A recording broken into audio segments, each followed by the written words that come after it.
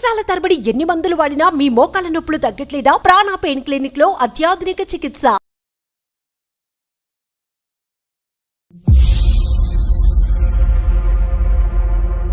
మా first night అప్పుడు మా బావగారి వైఫ్, మా హస్బెండ్ వదిన కాల్ చేసి, మరిది గారు నీతో ఇలా ఇలా ఉంటాడమ్మా చెల్లి, ఒక ఎక్స్పీరియన్స్ చేస్తే మనం ఎలా ఒకరికి ఓపెన్ గా చెప్తామో అంతలా చెప్పింది సార్.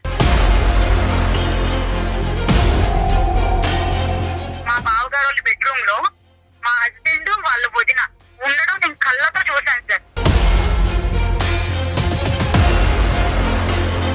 మీ బావగారికి ఎంతవరకు తెలిసి వ్యవహారం అతనికి పూర్తిగా తెలుసా? ఇంట్లో అందరికీ తెలుసు సార్. మా అందరికీ మామయ్య తెలుసా? గారికి, అత్తయ్య గారికి, బావగారికి అందరికీ తెలుసు సార్. వాళ్ళ వదినతో నిజంగా ఆ వ్యవహారం నడిపిస్తే కనుక ఆ ట్రయాంగిల్ లవ్ స్టోరీ అలాగే కంటిన్యూ అవనియండి. మధ్యలో నిన్నెందుకు తీసుకొచ్చారు? నిన్నెందుకు బలి చేశారు అసలు? అది లవ్ కాదు సార్, అది ఒక రకమైన అదేలే. కామం అన్నమాట. మా ఇంటి చుట్టూ తిరిగి మీరు నన్ను పెళ్లి చేసుకున్నారు, నా జీవితం నాశనం చేశారు మీరు. మీ వదిన మీరు మీ వదినాల రూమ్ లో బెడ్రూమ్ లో మీరు నేను చూడలేదు, అది అబద్ధం అని చెప్పండి. వదిన మరదలు కూర్చొని మాట్లాడుకోరా సార్? చదువుగా ఫ్యామిలీలో మీ అంత చనువుగా నేను ఇగో ఇట్లాగా మంచాల మీద ఉంటారని నాకు ఇప్పుడే అర్థమైంది. బాబు కూడా పుట్టాడంట రీసెంట్ గా, అది ఎవరి వల్ల బాబు పుట్టాడు పుట్టాడు? ఎవరికి తెలుసు? ఎవరు పుట్టారండి? ఏమాట బుద్ధి ఉందా బుద్ధి లేదా అసలు నీకు?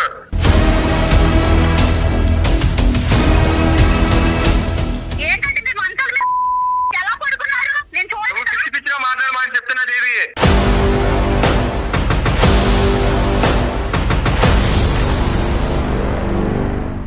అందమైన జీవితం కార్యక్రమానికి స్వాగతం. నమస్తే కళ్యాణ్ గారు. నమస్తే జయ గారు. దేవి అనే అమ్మాయి ఉయ్యూరు నుంచి మనకి మెయిల్ చేస్తుందండి. పెళ్ళైన ఒక నెల రోజులు మాత్రమే అత్తవారింట్లో ఉంది. తర్వాత వెంటనే పుట్టింటికి వెళ్ళిపోయింది. ఏదో చిన్న ఉద్యోగం చేసుకొని బతుకుతోంది. చాలా విచిత్రమైన సమస్యగా ఉందండి. సో తనకి ఏం చేయాలో తెలియక మనకి మెయిల్ చేస్తుందండి. ఒకసారి కాల్ చేయమంటారా? చేయండి మేడం.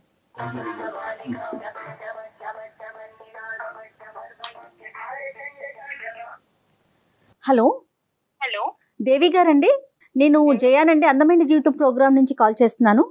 నమస్తే మేడం. నమస్తే దేవి. నమస్తే అండి. మీరు మెయిల్ చేశారు, డాక్టర్ గారితో మాట్లాడాను, డిస్కస్ చేశాను మీ విషయం. మరి మీరు కూడా ఒకసారి మాట్లాడతారా? నాతో పాటు డాక్టర్ గారు కూడా స్టూడియోలో ఉన్నారు. మాట్లాడతాను మేడం. ఎస్, దేవి అండి, ఉయ్యూరు నుంచి. దేవి నమస్తే అమ్మా. నమస్తే సార్. ఎంతమ్మా వయసు? సార్ నా వయసు 23 సంవత్సరాలు సార్. ఏంటమ్మా ఏ మ్యాటర్ గురించి మాట్లాడటం చేశారు? నాకు చిన్నప్పటి నుంచి పేరెంట్స్ లేరు. చిన్నప్పుడు చనిపోయారు, 10 years ఏజ్ ఉన్నప్పుడే. అయితే మా మేనత్త గారు నన్ను డిగ్రీ వరకు చదివించారు సార్ కష్టపడి. చుట్టాలందరూ కూడా మమ్మల్ని చాలా బాగా చూడలేదు ఇంకా నాన్నగారు అమ్మగారు చనిపోయాక. ఓకే. ఇంకా ఆమె దగ్గరికి తీసుకుని మమ్మల్ని చూశారు. అన్నదమ్ములు ఎవరు లేరు? అక్క చెల్లి గాని? నాకు నేను ఒక్కదాన్నే సార్. ఒక్కదాన్ని? అమ్మ వాళ్ళు. మ్మ్. అవును సార్. ఏ వయసు నుంచి మేనత్ దగ్గర ఉన్నావమ్మా? సార్ నేను 12-13 సంవత్సరాల దగ్గర నుంచి ఉన్నాను సార్. అప్పుడు ఇద్దరు అమ్మగారు నాన్నగారు కూడా చనిపోయారు సార్. Okay okay.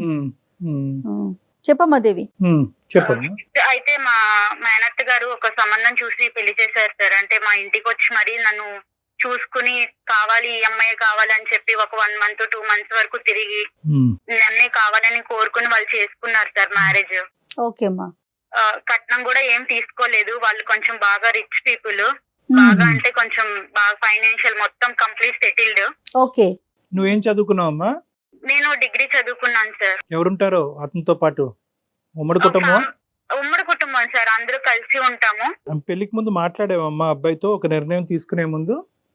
మాట్లాడాను సార్. మాకు పెళ్లికి కూడా పెద్ద టైం ఏమీ లేదు సార్. ఓన్లీ ఒక 1 month సార్. వాళ్ళు ఎమ్మటే చూసుకున్నారు. అదే మంత్ లో పెళ్లి చూపులు, ఎంగేజ్మెంట్ అన్ని సంబంధించిన అన్ని అయిపోయినాయి సార్. నువ్వు మొత్తం మేనత్ మీద భారం వేసి బాగుందిలే ఆవిడ కరెక్టే నిర్ణయం తీసుకుంటది కాబట్టి అన్నట్టుగా నువ్వు వెళ్ళావు. మరి నన్ను చిన్నప్పటి నుంచి పేరెంట్స్ లేకపోయినా పెంచి చూసుకున్నారు కదా సార్. మేనత్ ఎప్పుడు బాగానే చూసుకుందామా నిన్ను? నన్ను మేనత్ గారు బాగానే చూసుకున్నారు సార్. సంతోషం. Okay okay. తనకున్న దాంట్లోనే పెంచి పెద్ద చేసి అన్ని చూసుకున్నారు. వాళ్ళ పిల్లలతో పాటు సమానంగా చూసుకున్నారు సార్. వాళ్ళకి కూడా పిల్లలు ఉన్నారా? అత్తయ్య కూడా? ఉన్నారు సార్.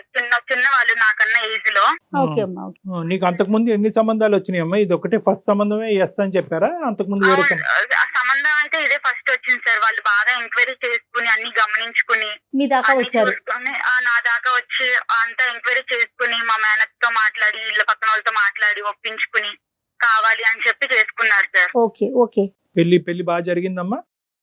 వాళ్ళు 10 లక్షల వరకు ఖర్చు పెట్టుకుని చేసుకున్నారు సార్. వాళ్ళతో వాళ్ళ రేంజ్ కి తగ్గట్టుగా వాళ్ళ రేంజ్ కి తగినట్టుగా. అవును. ఇప్పుడు ఏంటమ్మా సమస్య ఏంటి దేవి? నన్ను పెళ్లి చేసుకుని తీసుకుని వెళ్ళి ఒక మాట అన్నాడు. ఏంటంటే మా వదినికి పిల్లలు ఉంటే నేను అసలు పెళ్ళే చేసుకోకపోయేవాడిని.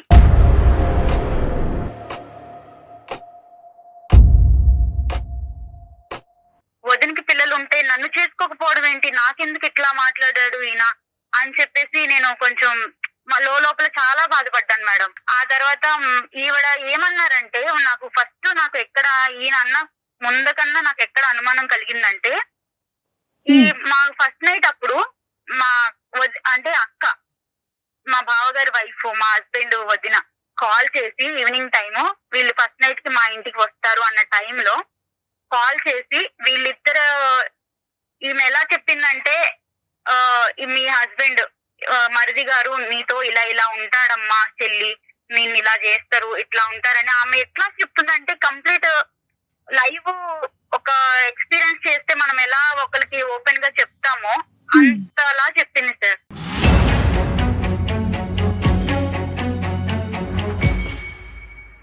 నా భర్త ఎలా అనేది ఆమెకి ఎలా తెలుసు, ఇలా చెప్పడం ఏంటి అనేది నన్ను బాగా చెల్లించేసింది. లోపలికి నేను చాలా ఫీల్ అయిపోయాను.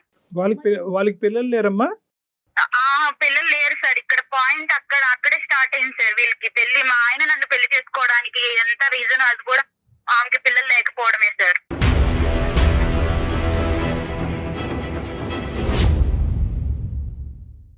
వీళ్ళకి, మా బావగారు వాళ్ళకి పెళ్లి అయ్యి 6 సంవత్సరాలు అయింది సార్.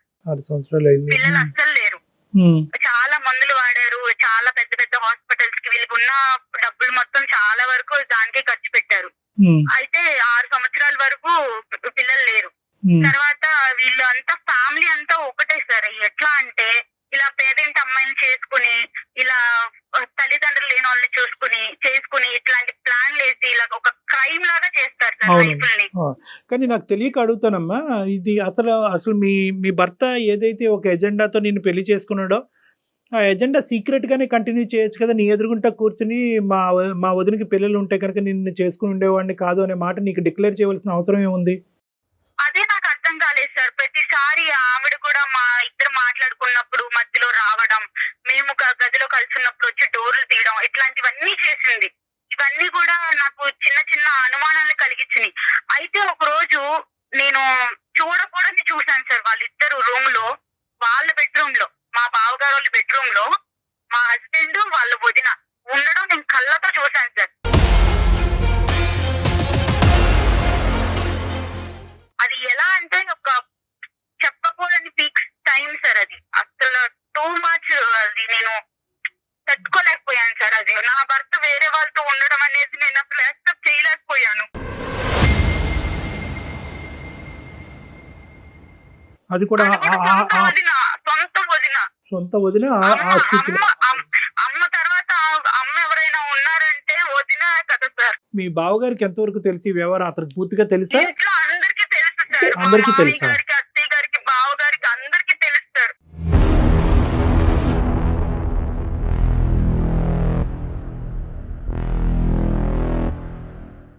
అందరికీ తెలుసు.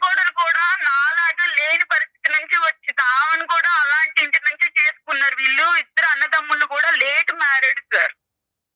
మా బావగారికి ఏమో 40 ఏళ్ళకి పెళ్లి చేశారు, మా ఆయనకేమో 38 ఏళ్ళకి పెళ్లి చేశారు, నాకేమో 23 సంవత్సరాలు. ఎంత గ్యాప్ చూడండి సార్. నాకు పెళ్లికి ముందు చెప్పలేదు సార్ వీళ్ళు ఇవేమి, తర్వాత చెప్పారు. చెప్తే నువ్వు ఎందుకు చేసుకుంటావు కానమ్మా. వీళ్ళందరూ ఏంటంటే అలాంటి బక్రాలను ఎదుర్కొని ఎవరైతే కనుక దిగు స్థాయి దిక్కులేనటువంటి వాళ్ళు ఉంటారు, ఎదురు దాడి చేయరు, ఎటువంటి ప్రశ్న అడగరు, ఒక మూలన పడి ఉంటారు. అయినా కానీ నిన్ను చేసుకోవటం ఎందుకమ్మా? ఇప్పుడు అంటే పెళ్లి అనే, ఇప్పుడు వాళ్ళ వదినతో నిజంగా ఆ వ్యవహారం నడిపిస్తే కనుక ఆ ట్రయాంగిల్ లవ్ స్టోరీ అలాగే కంటిన్యూ అవనియండి. మధ్యలో నిన్నెందుకు తీసుకొచ్చారంటే, ఎందుకు బలి చేశారు అసలు? అది లవ్ కాదు సార్, అది ఒక రకమైన కామం అన్నమాట. నీ దురదృష్టం ఏంటంటే కనుక ఇక్కడ కట్నం అడగకుండానే చేసుకున్నారు, పెద్దింటి కుటుంబంలో చేసుకున్నారు, తల్లిని పిల్లని చేసుకున్నారు, జాలిపడి చేసుకున్నారు అనే యాంగిల్లో ఎంతో కొంత ఒక వ్యవహారాన్ని కనుక్కోకుండా, ఎందుకంటే ఇలాంటివి ఎక్కువ దాగేటటువంటివి కాదమ్మా. సార్ వీళ్ళకి ఫస్ట్ నుంచి కూడా రిలేషన్ ఉందని చెప్పేసి చుట్టుపక్కల వాళ్ళకి, ఇంట్లో పనిచేసే ఒక పని ఆవిడికి, అందరికి కూడా వీళ్ళ మీద చిన్న అనుమానం అనేది ఉంది సార్. రైట్. నీకు వెళ్ళాక గానీ తెలియలేదు అంతేనమ్మా? వెళ్ళాక కానీ తెలియలేదు. ఈయన కూడా ఫస్ట్ నుంచి కూడా ఇట్లా నాకు ఫస్ట్ నైట్ అప్పుడు చెప్పడం, ఈయన ఇలా అనడం, ఇవన్నీ కూడా ఇంకా నేను కూడా స్లోగా అందరినీ కనుక్కోవడం ఇలా జరిగింది సార్. ఇవి జరిగిన తర్వాత మా మామయ్య గారికి, అత్తయ్య గారికి, అందరికి కూడా నేను దీన్ని ఎక్స్ప్లెయిన్ చేశాను మేడం. చేసినందుకు నన్ను వాళ్ళు ఆ రోజు సాయంత్రమే తీసుకొచ్చేసి మా ఇంట్లో మా మేనత్త దగ్గర నన్ను దింపేసి, మీ అమ్మాయిని ఇలా పెంచారు మీరు ఇలాగే పెంచడం, ఇలాగే ఈ అమ్మాయికి మంచి మర్యాద అని చేసుకున్నాం మేము, మా మీద బొరుగు జల్లుతుంది అంటే వాళ్ళ వైపు ఏమీ తప్పు లేనట్టుగా మాట్లాడుతున్నారు అంతేనమ్మా? మాట్లాడి మా మేనత్త గారికి చెప్పి దింపేసి వెళ్ళిపోయారు మేడం మా మామయ్య గారు. మరి అత్తయ్యకి మీరు ఎక్స్ప్లెయిన్ చేశారా? అందరికి చెప్పాను మేడం. మీ మేనత్తకి ఒక్కటే తెలిసి, వాళ్ళందరూ తెలిసి ఇది అనేది జరుపుతున్నారు. వాళ్ళ ఇంట్లో ఇదంతా కూడా ఒక ఆనవాయితీ, ఒక అలవాటు, ఒక వ్యవహారం అమ్మా. అది ఆ కల్చర్ అలా అయిపోయింది. ఇక్కడ దురదృష్టం ఏంటంటే ఏదైతే నీ లూప్ లోంచే వచ్చినటువంటి ఆ పెద్ద ఆడపిల్ల కూడా ఇంకా వాతావరణానికి అడ్జస్ట్ అయిపోయింది.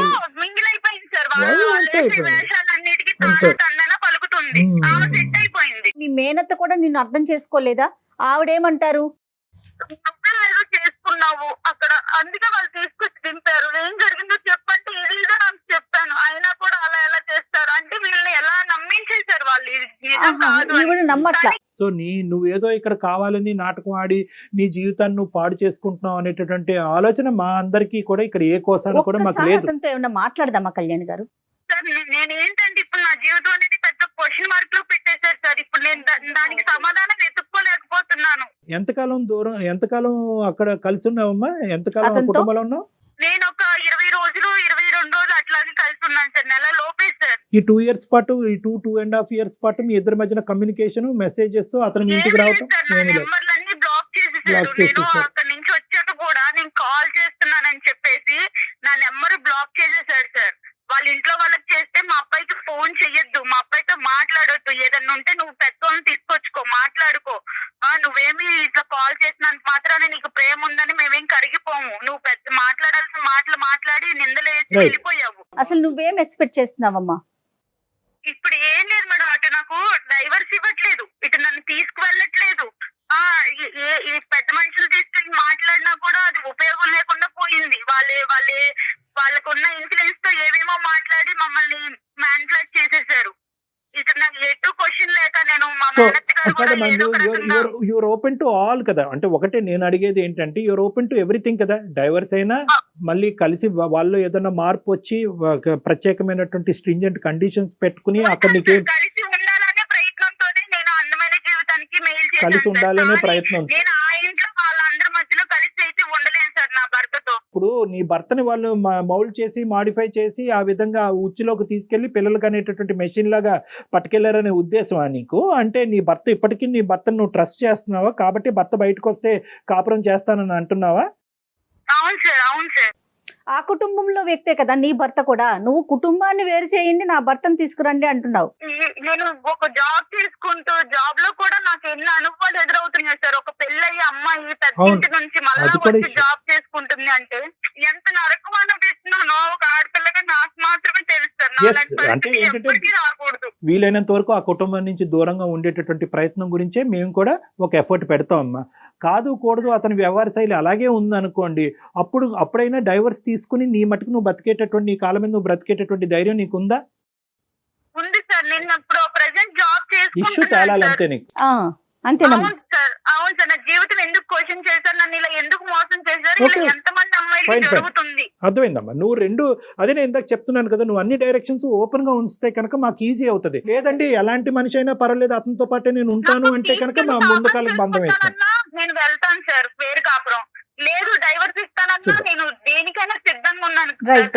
నా జీవితానికి ఒక సమాధానం అనేది కావాలి. సరే మీ నెంబర్ ఫోన్ పిక్ చేస్తున్నాడు అతను, ఇట్లా బ్లాక్ చేశాడు. బ్లాక్ చేసేసారు మేడం. ఒక పని చేయమ్మా, నాకు ఒక్కసారి నువ్వు వాట్సాప్ మెసేజ్ పెట్టు, నేనే కాల్ చేస్తాను అతనికి. అలాగే మేడం, అలాగే.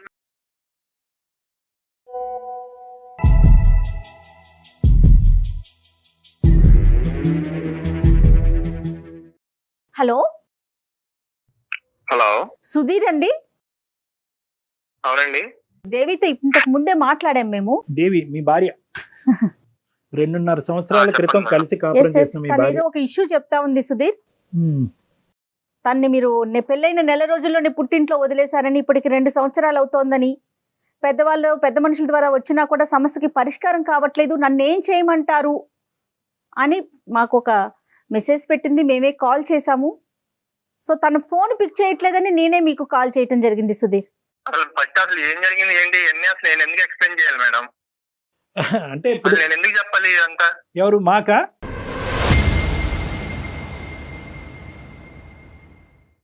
అసలు ఎందుకు చెప్పాలి సార్? అసలు మీరేదో ఫోన్ చేసి ఒక ఇలా మీ అందమైన జీవితం నుంచి కాల్ చేస్తున్నాము, ఇలా మీ వైఫ్ కాల్ చేసి మీ అన్ని చెప్పి మీరు నాకు కాల్ చేసి ఇవన్నీ అసలు నేను ఎందుకు చెప్పాలి సార్ మీకు? ఇప్పుడు ఆ అమ్మాయి మాటని వినేసి మేము అవునా అమ్మాయి ఇలా చేసే అమ్మాయి అని చెప్పి కొట్టలేదు. లేదమ్మా, ఆ అబ్బాయి వర్జన్ కూడా మేము వినాలి. ఆ అబ్బాయి పడేటటువంటి బాధ ఏంటి అనేది మాకు అర్థం అవ్వాలి అంటే కనుక, ఆ అబ్బాయి నెంబర్ ఉందంటే కనుక నెంబర్ ఎత్తట్లేదండి అంటే కనుక సరే మేము ట్రై చేసుకుని రిక్వెస్ట్ చేసుకుంటాం అనేటటువంటి ఉద్దేశంతో నీకు కలపటం జరిగిందే కానీ నిన్ను ఇబ్బంది పెట్టే ఉద్దేశం కాదు నాన్న. అది కూడా నువ్వు దయచేసి అర్థం చేసుకోవాలి. మీరు ఇబ్బంది పెడుతున్నారని కాదు సార్, పెళ్ళైన కాడి నుంచి ఇబ్బంది పెడతానే ఉంటాను. ఎలాంటి ఇబ్బంది పెట్టింది? ఎవరు ఇబ్బంది పెట్టారు చెప్పండి. ఎవరిని ఇబ్బంది పెట్టారు నీకు తెలీదా? ఎవరిని ఇబ్బంది పెట్టారు నీకు తెలీదా? మీరు నన్ను ఇబ్బంది పెట్టి నన్ను కావాలి మా ఇంటి చుట్టూ తిరిగి మీరు నన్ను పెళ్లి చేసుకున్నారు. నా జీవితం నాశనం చేశారు మీరు.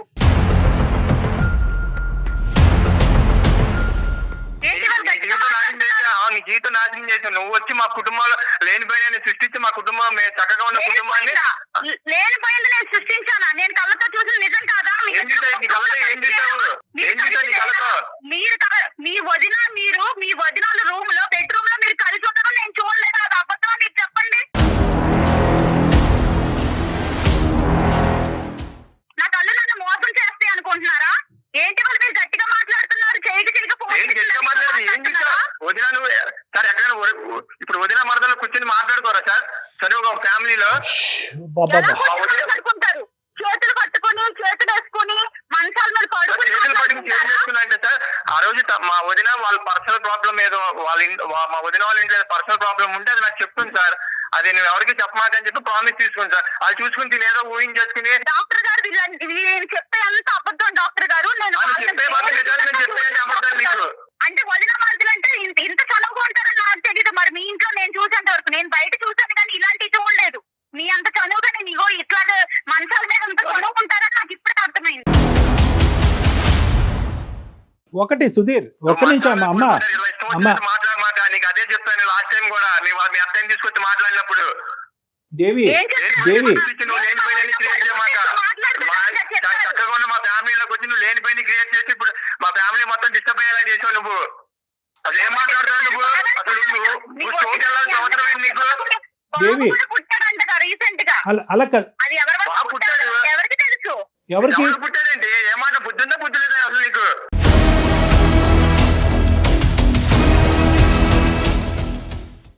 నాకు బుద్ధి బాగానే ఉంది. మీకు బుద్ధి లేని పనులు చేశారు కాబట్టి నన్ను మా ఇంటికి మీరు తీసుకొచ్చి దింపేశారు. నాకు నేనే రాలేదు నా కాపురాన్ని పాడు చేసుకుని.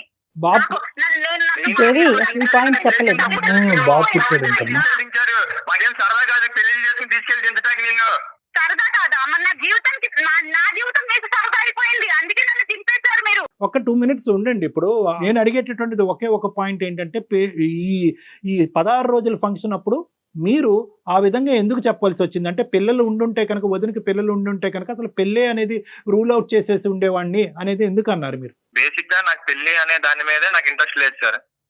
ఓకే, నేను సింగిల్ గా ఉందామనే పాయింట్ ఆఫ్ వ్యూ లోనే నేను ఫస్ట్ నుంచి ఉన్నాను సార్.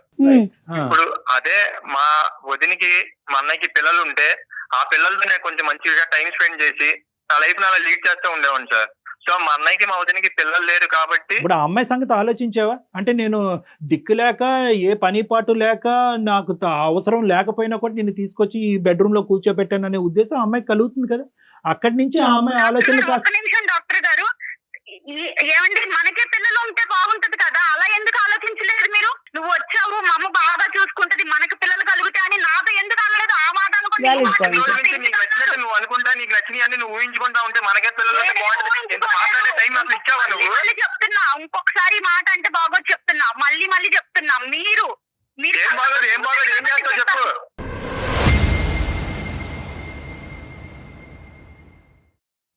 మాట్లాడితే బాగోదు అంట.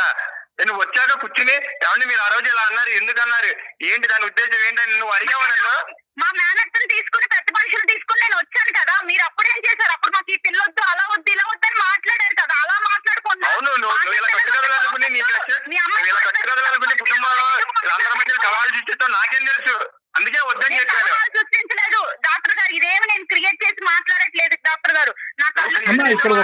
నేను చూశాను, మీరు అబద్ధాలు చెప్పొద్దండి. ఒకటే ఇక్కడ ఏంటంటే ఫైనల్ గా ఒకటేనమ్మా, చూసాను 3 సంవత్సరాలు చూసారంటావు. ఏంటంటే మీరు మంచాల మీద పడుకోలేదా? ఎలా పడుకున్నారు? నేను చూడలేదు. పిచ్చి పిచ్చిగా మాట్లాడమని చెప్తున్నా దేవి, ఇష్టం వచ్చేది సృష్టించమాట నువ్వు చెప్తున్నా.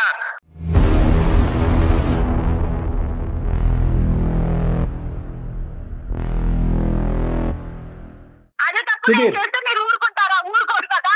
ఊరుకోరు, ఎవరు ఊరుకోరమ్మా. అలా కదమ్మా, ఇవన్నీ కాదు అమ్మా. ఒకటి at the end of the day నువ్వు మాకు ఈమెయిల్ పంపించడానికి ప్రధానమైనటువంటి కారణం ఏంటంటే, ఇన్ని లోపాలు ఉండేటటువంటి కుటుంబంలో నా భర్త ఇవన్నీ ఉన్నా కూడా నేను చూడకూడనటువంటి సిచ్యువేషన్ నా భర్త వాళ్ళ వదినతో చూసినా కూడా ఈరోజు నా భర్త అంగీకరించి బయటకు వస్తే కనుక అతనితో పాటు నేను ఉండటానికి రెడీ అని నువ్వు అంటున్నావు. దానికి అతను రెడీయా కాదా అన్నది ఫస్ట్ అది తేల్చుకుని దాన్ని బట్టి మనం మిగతా మాటలు మాట్లాడుకోవాలి. కానీ ఇంకా ఒకరి మీద ఒకరు సుధీర్, అది కాదు. ఇప్పుడు ఆ అమ్మాయి నీకు కావాలా సుధీర్? ఆ అమ్మాయిని మీరు స్వీకరించడానికి రెడీగానే ఉన్నారా? సార్ స్వీకరించడానికి రెడీగా ఉన్నారంటే సార్, తను మళ్ళీ వచ్చిన కాడి నుంచి మళ్ళీ ఏదో స్టోరీ క్రియేట్ చేసి మళ్ళీ వెళ్ళిపోతే మళ్ళీ ఎవరు సార్ రెస్పాన్స్? లేదు, ఇప్పుడు ఆ అమ్మాయి ఏంటంటే ఈ అంశాలన్నీ పక్కన పెట్టేసి మీ వదిన గారితోనూ ఇలాంటి ఇష్యూస్ ఇవన్నీ ఏం మాట్లాడకుండా, మళ్ళీ ఫ్యూచర్ లో ఇవి రాకుండా, పాస్ట్ తవ్వకుండా ఆ అమ్మాయి అన్ని కూడా వెనక్కి పెట్టేసి మళ్ళీ మీ జీవితంలోకి రావడానికి రెడీగానే ఉంది. ప్రొవైడెడ్ ద కండిషన్ ఏంటంటే ఆ కుటుంబం నుంచి మీరు బయటకు విడికాపురం రావాలంట. దానికి మీరు రెడీనా అని అడుగుతారు. తీసుకెళ్లే ఉద్దేశం అసలు లేదు డాక్టర్ గారు. ఎందుకంటే ఆయన కోరుకున్నట్టుగా వాళ్ళ వదినకి బాబు కూడా పుట్టాడు డాక్టర్ గారు. నన్ను ఎప్పుడైతే వాళ్ళు దింపేశారో ఆ అమ్మాయి తర్వాత ప్రెగ్నెంట్ అయ్యింది. ఇప్పుడు వాళ్ళ ఇంట్లో బాబు కూడా ఉన్నాడు డాక్టర్ గారు. ఇంకా జరిగాక నన్ను ఇంకెందుకు తీసుకెళ్ళి? ఏం మాట్లాడుతున్నావు? నీకు బుద్ధిందా బుద్ధి లేదా?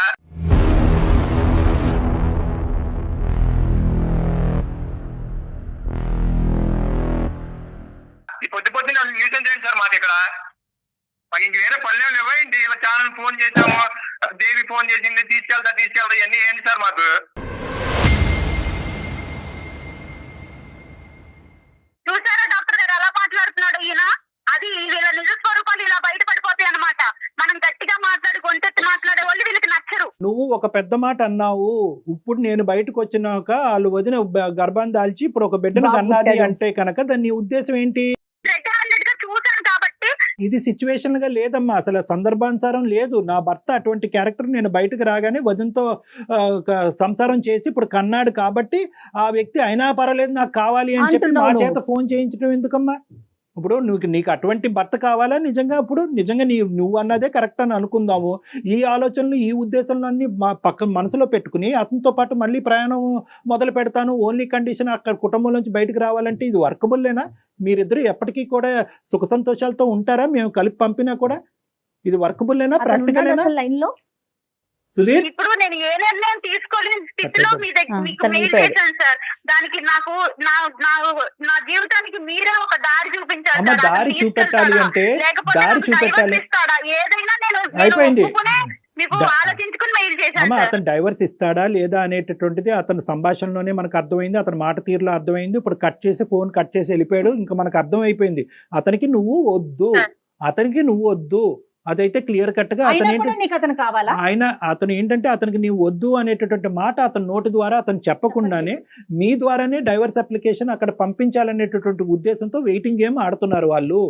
ఇప్పుడు ఏంటంటేనమ్మా అక్కడ జరిగినటువంటి సంఘటన అతను ఒప్పుకోడు. ఎస్ అండి నా వదినతో నాకు ఒక ఇది ఉంది అనేటటువంటిది అతను ఒప్పుకోవట్లేదు. చూసినట్టుగా నువ్వు ఊహించుకుంటున్నావు.